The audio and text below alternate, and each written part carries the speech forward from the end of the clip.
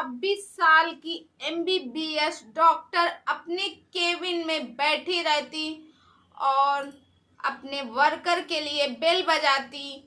Bell बजाने के बाद एक वर्कर आता है उनको चाय लेके, और उस वर्कर को देख के वो दंग रह जाती।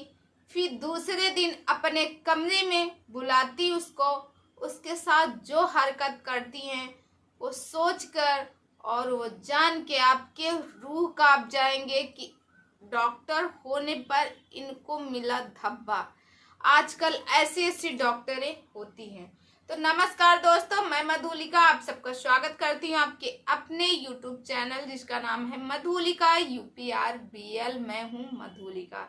तो दोस्तों, आज मैं एक कहानी लेके आई हूँ जो कि बहुत ही प्यारी कहानी है, जिसको सुन के आप विश्वास नहीं करोगे कि आज के युग में ऐसे लोग होते हैं, ऐसे ऐसे कारनामे कर जाते हैं जिनका हमें लगता ही नहीं कि सामने वाला ऐसा कर सकता है, मगर हकीकत में सामने वाला वैसा रहता है।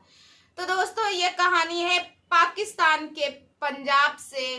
पाकिस्तान पंजाब में एक लड़की रहती है जिसका नाम फातिमा रहता है। फातिमा MBBS डॉक्टर रहती है।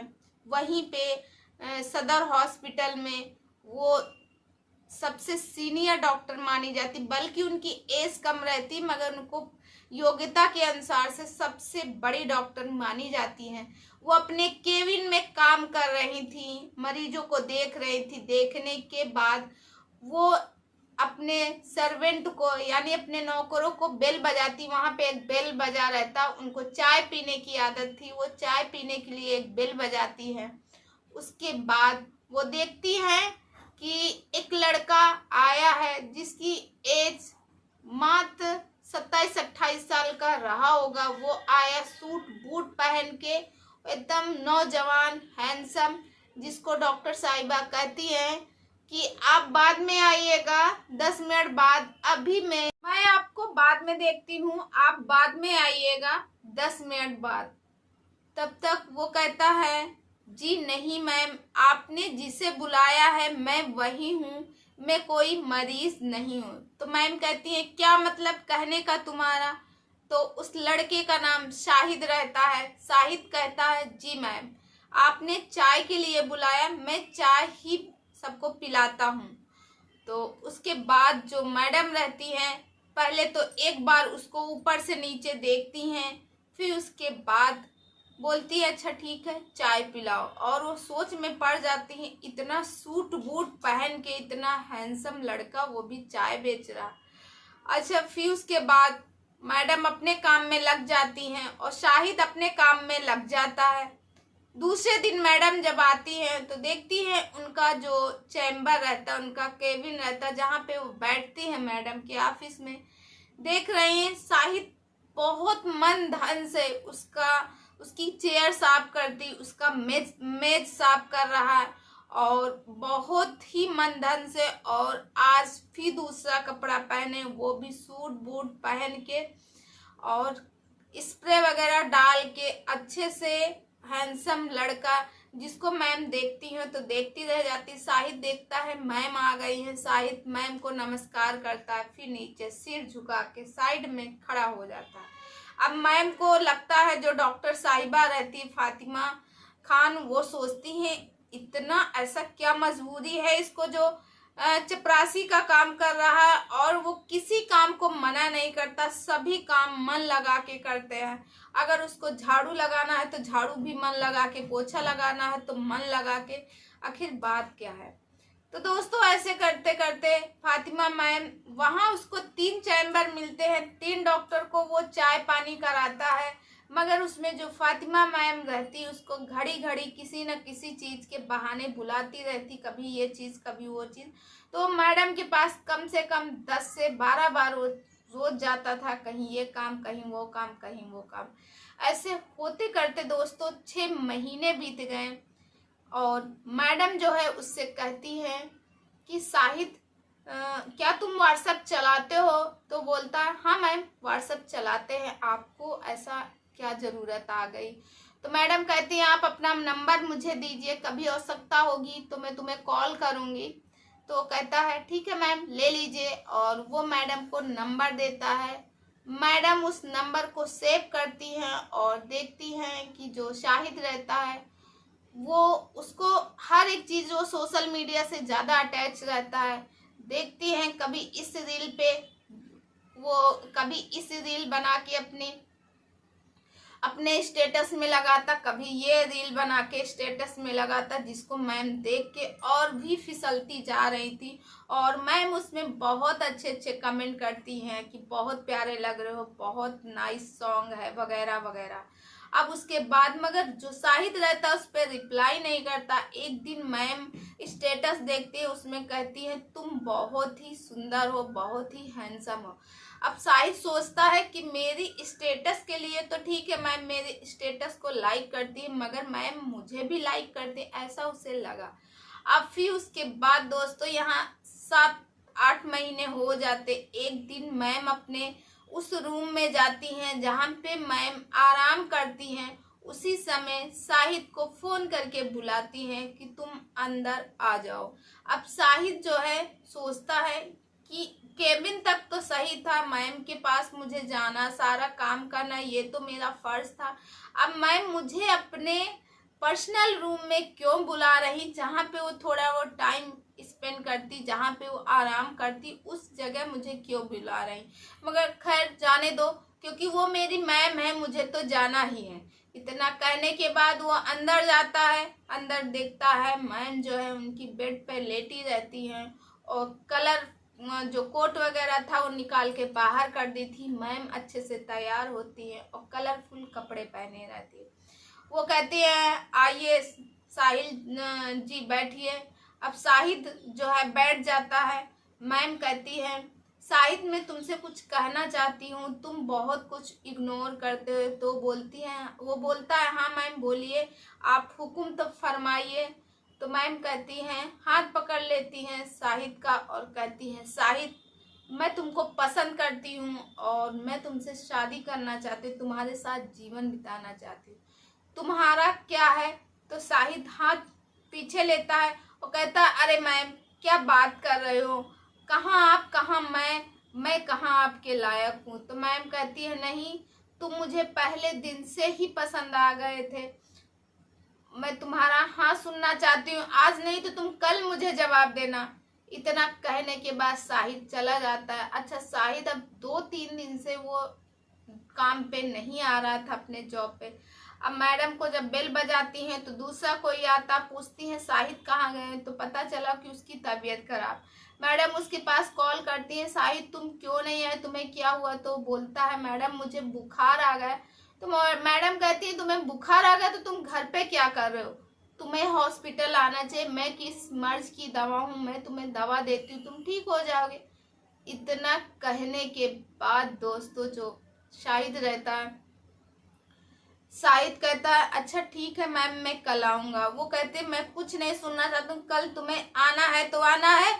तो शाहिद जाता है और मैडम अपने केबिन में बुलाती, कहती हंस के बोलती हैं क्या हुआ शाहिद तुम्हें, जो तुम इतना बीमार हो गए। कहता मैडम मुझे बुखार तो हुआ है, मगर तो मैडम कहती है तुम्हें कैसे बुखार हुआ, क्या हुआ, किसकी वजह से। तो कहते हैं मैडम मुझे सिर्फ आपके बातों से बुखार हुआ, मैं रात भर और यही सोचता रहा 2-3 दिन से कि मैडम को मुझ में ऐसा क्या लगा जो मुझे पसंद करते। कहे शाहिद मैं तुम्हारा जवाब सुनना चाहती, तुम्हारी तरफ से क्या है। शाहिद उसी समय फातिमा खान का हाथ पकड़ लेता है और कहता है मैम सच तो ये है मैं भी तुम्हें बहुत पसंद करता हूँ और मैं भी तुमसे शादी करना चाहता हूँ।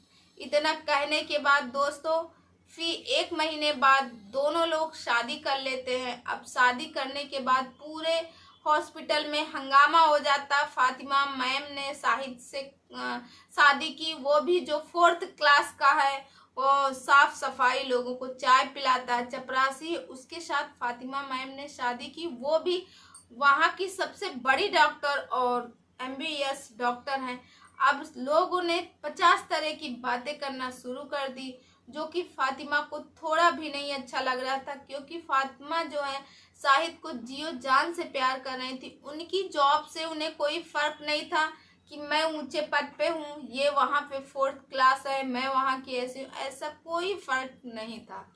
अब दोस्तों शाहिद और फातिमा एक दिन विचार करते हैं कि क्यों ना हम लोग ये हॉस्पिटल छोड़ दें, यहाँ से हम बाहर जाएं, क्योंकि यहाँ लोग बहुत ज़्यादा टोल कर रहे हैं, बहुत ज़्यादा उटपटांग कर रहे हैं कि देखो मैडम एक चपरासी पे फिसल गई, ये हुआ, वो भी 4th क्लास का है, अरे मैडम को डॉक्टर मिल जाते, ये मिल जाते, वो मिल जाते।